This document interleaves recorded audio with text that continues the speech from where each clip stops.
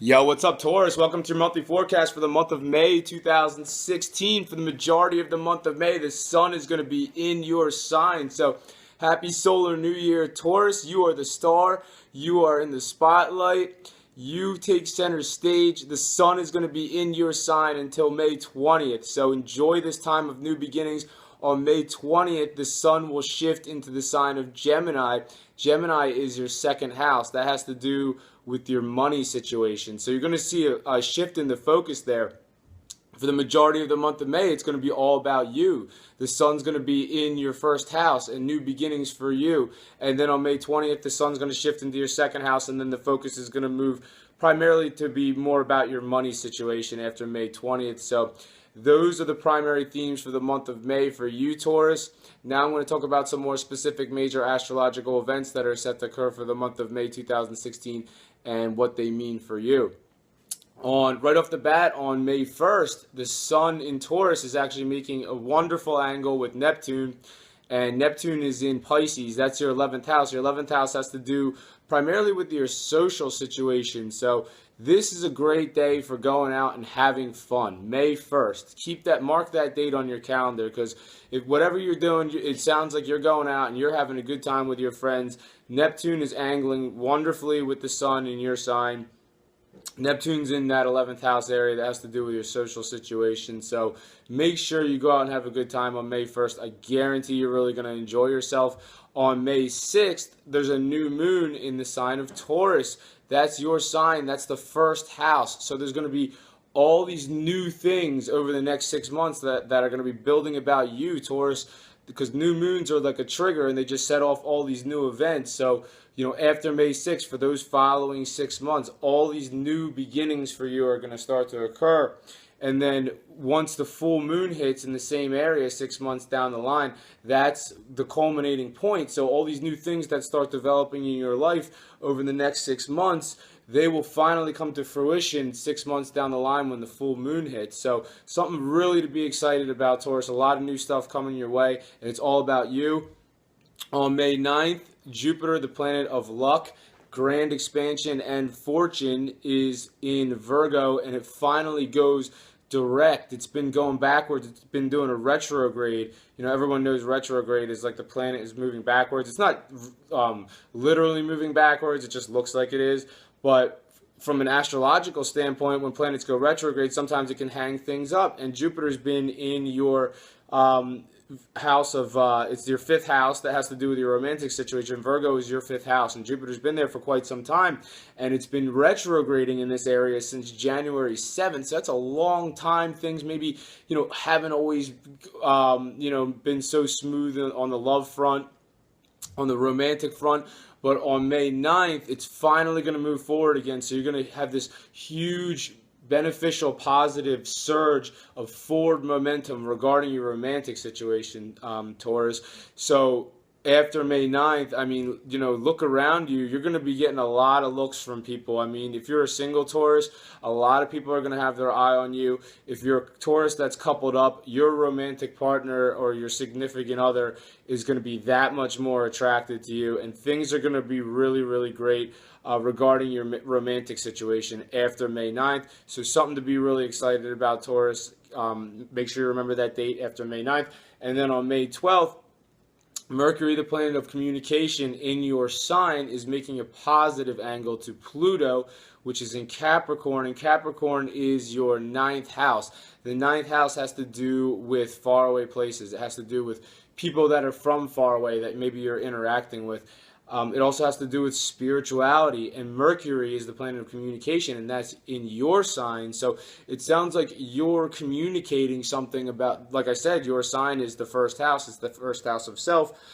You're communicating something about yourself to people who are far away. Like, look what I'm doing right here on YouTube. I'm not a Taurus, but I'm communicating to many people via YouTube, and they're far away. They could be watching this from wherever in the world, in the United States or wherever. So maybe you're doing something similar on May 12th and following that event. Maybe there's like some kind of video you want to reach people with, or maybe there's a far away audience that you're reaching or maybe this even means you're talking about going somewhere far away. That could be another scenario that this angle here indicates, and it's a very positive angle. So whatever's happening on May 12th is very positive between the communication about yourself, and it has to do with either faraway places, and it could be about spirituality too, because the ninth house, Pluto's in that ninth house, Capricorn is your area of spirituality too. So there could be something you're communicating about yourself to someone who's spiritual on May 12th and following that event. And, whatever you're communicating, it's going really well and it's being received really well. On May 21st, there's a full moon in the sign of Sagittarius.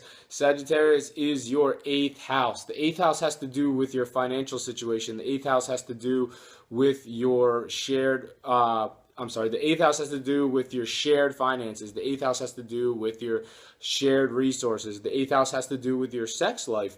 And this is a full moon, and full moons are like a wild card. So depending on how your situation's been going, Taurus, in these areas that I just mentioned, will depend on what happens around the full moon. So, if things have been going, pretty good regarding those areas, your shared finances, your shared resources, whoever you share your money with, whoever you share your resources with, and whoever is, your sexual interest in your life, if things have been going good, expect maybe like some kind of development in this area here.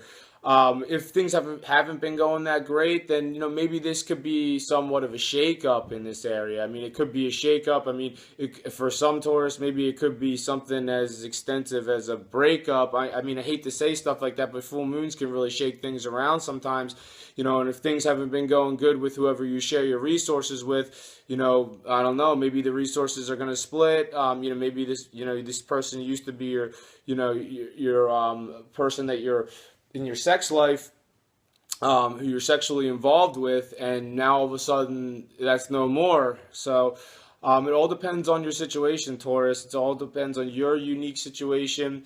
And on May 26th, Mercury is finally going direct in your sign, because Mercury, the planet of communication, all month long, actually since April 28th, has been doing a retrograde. So, once again, where it looks like it's going backwards, and what does it mean astrologically? It kind of causes hang-ups, it kind of causes complications, and it's in your sign, your first house itself. So communicating about yourself, since it's been retrograding on April 28th, all the way up until May 22nd, may have seemed to be somewhat of a challenging, just challenging talking about yourself for some reason. You've been having a hard time getting your message across the way you want to during this time.